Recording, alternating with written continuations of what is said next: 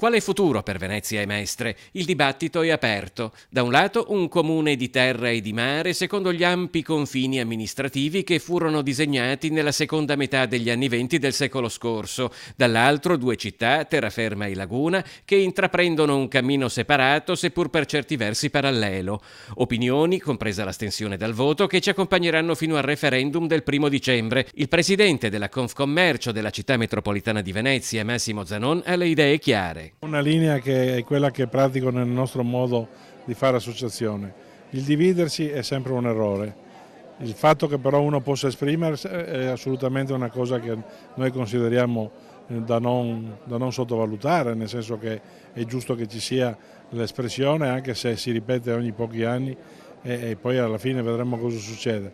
Zanon traccia un parallelo con le difficoltà a fare sistema in economia che a volte contraddistingue il nostro paese. Se per caso uno mi dice cosa penso di un paese come l'Italia che continua ad avere 1000 campanili, noi stiamo continuando ad avere una visione spesse volte che è tipicamente locale, ma che però nella strategia poi veniamo fregati da paesi che non sono neanche competitivi come noi, però sono più bravi.